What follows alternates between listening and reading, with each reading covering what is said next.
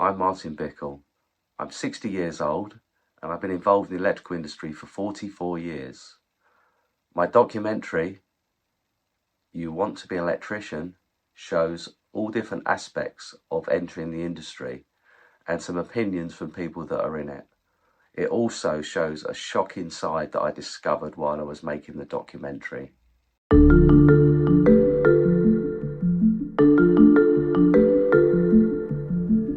There is a very glossy image portrayed by being an electrician in the media and when you go for a job.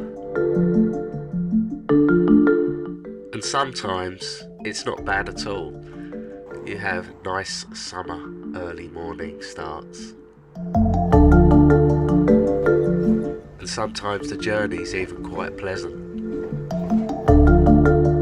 The warm summer sun on your back as you go in.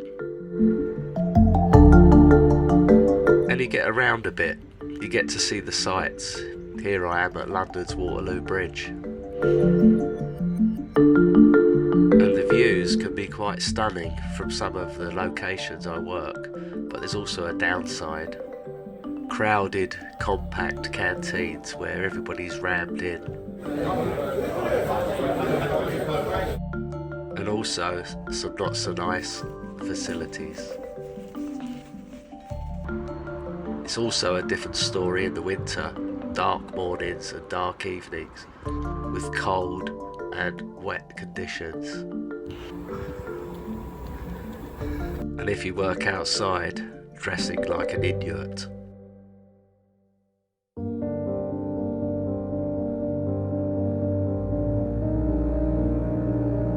The risk of death in the construction industry is the highest, with a 20% increase on the previous year of 2023.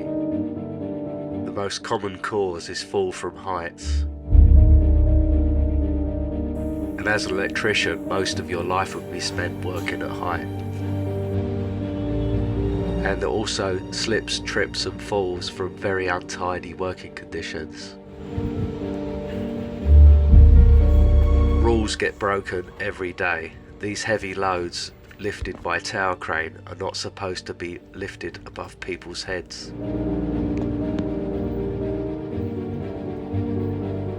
Even when sites are flooded, you'll be expected to work. Another killer is silicon dust in the concrete, which causes a long, slow death that nobody hears of because you die at home.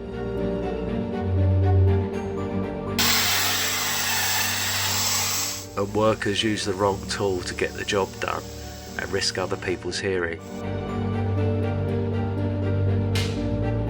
And in order to save time, this worker has removed the guard off the machine in order to cut material quicker.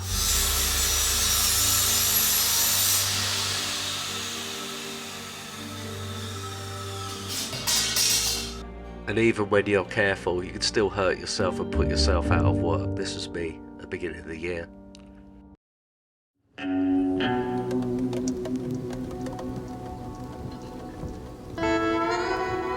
The money you earn comes through a main contractor to electrical subcontractor via employment agencies and payroll companies, which can charge you up to £25 a week just to get your own wages.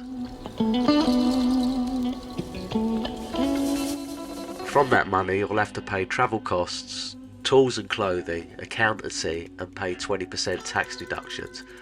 And you'll get no holiday or sickness pay and no pension other than the state pension.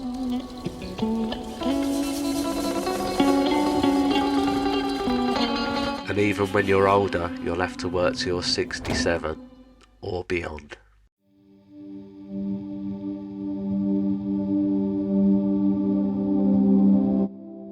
My name is Timur Kayabashi. I come from a family of electricians. My dad was a spark. My younger brother, he left school at 16 and done his part 1 and part 2. He became a sparks. And I actually wanted to become a psychologist. Right. But my mum, she has aggressive multiple sclerosis. Right. And she's had it all her life. But during the time of my levels, her condition deteriorated and the whole family dynamic changed. Yeah. She became immobile. So we had to step up and do things around the house. And I don't know whether that was an excuse or a genuine reason, but I'd made a mess out of my A-levels. Right. And subsequently went on to do my electrical. I thought it was a good idea at the time because it wasn't alien to me. I'd always done odd jobs with my dad on the weekends before that. So it was a pretty easy transition.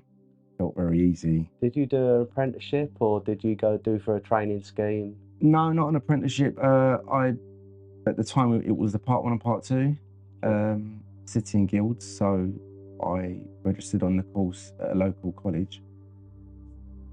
Soon after starting there, I got a job as a trainee. It wasn't an apprenticeship.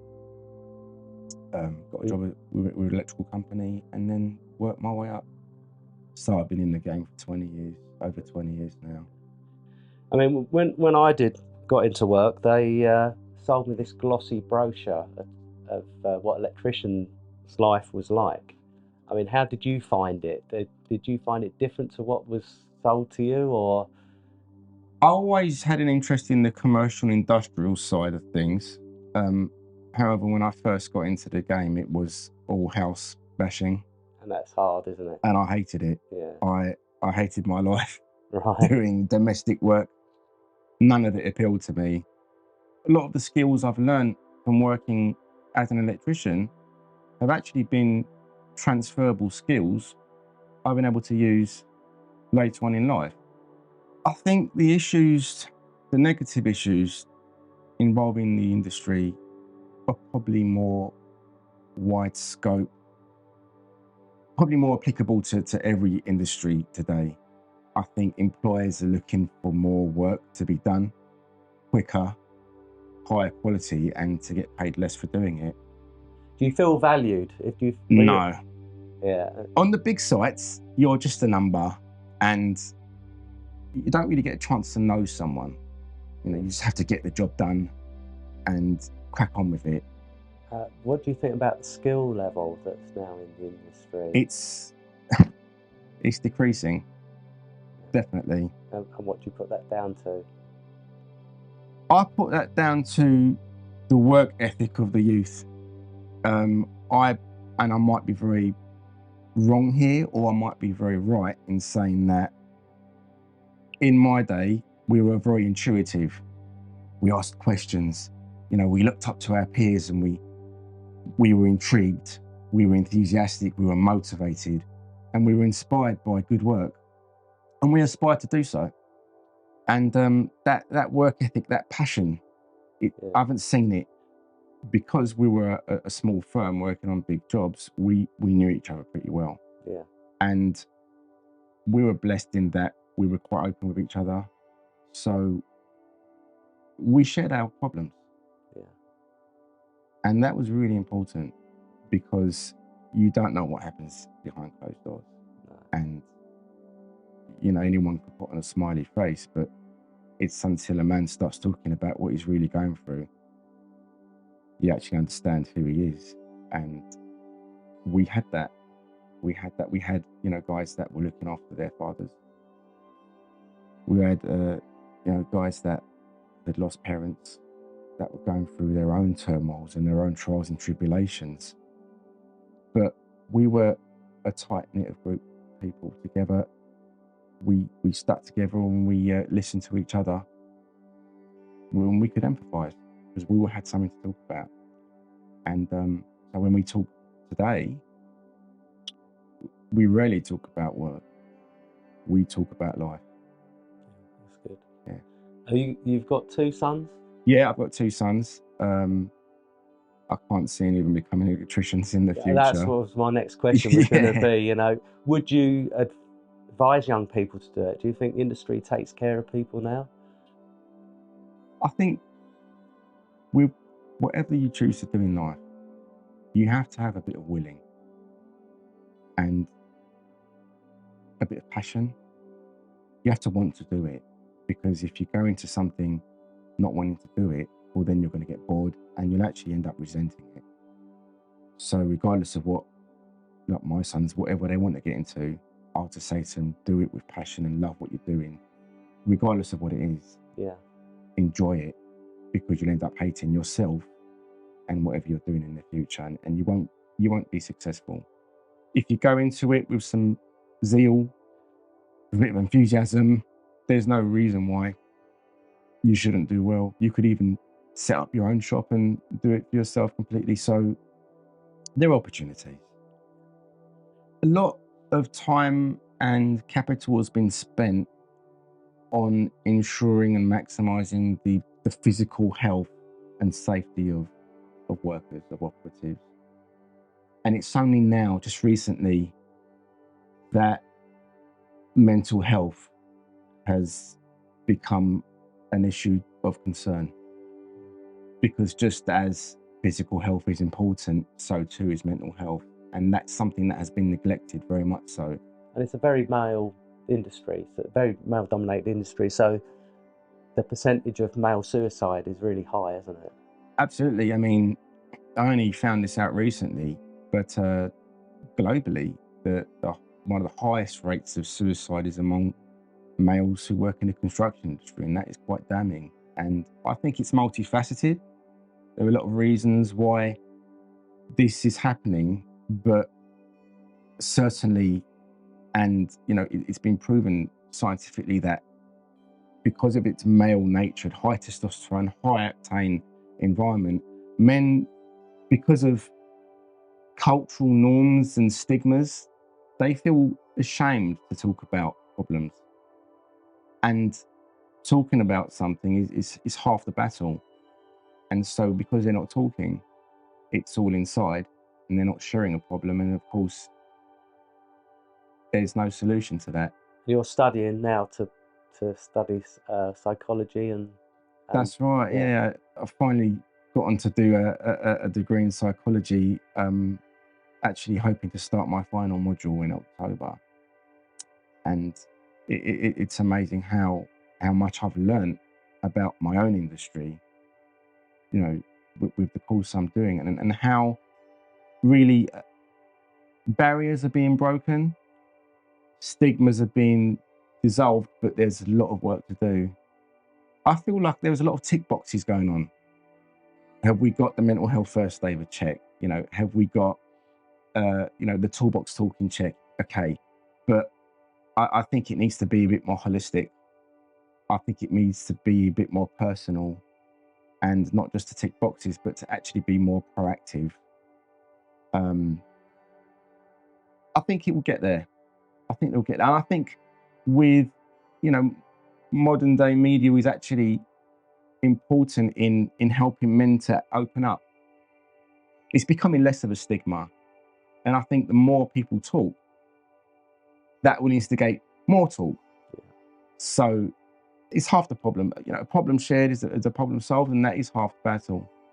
Talking about something really does help. And as soon as we learn how to talk about things, I think we could be looking to a brighter future in mental health and construction.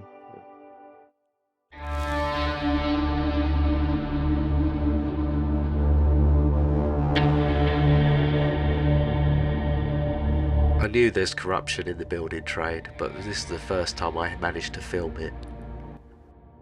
You pay someone £60-70. I think everything's built, $50 in the pay, built, and give you this product allowance for having someone to get in the month. £4,000 a month.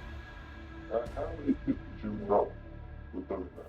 So you're saying you're getting £4,000 a month in benefits from the UK? Yes. This means that workers can work for very low cash wages. Medium cost from this country, like childcare, home benefits, everything, by loan stuff. So how did that work? How did you get that money? Did you just, was there somebody you paid to set it up for you? No, someone set up for me, I paid them to say, I was needing only the home contract, the home contract, and to see that I pay in bills. And the disability, like from hospital, On top of housing benefit and child benefit, they also get fake disability benefits.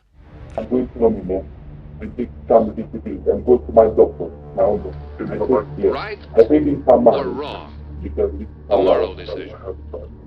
Like Like other moral decisions, it will have an effect on other people, make them also choose right from wrong. The watchman has made his decision.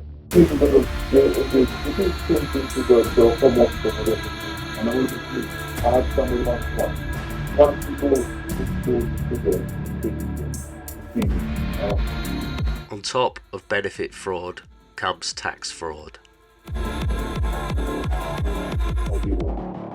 I have a phone. Do it on my name, you know. LTD for a limited company, a limited company. So I think that company and I put too many labels on that one because labor is I have my own but I don't pay them taxes.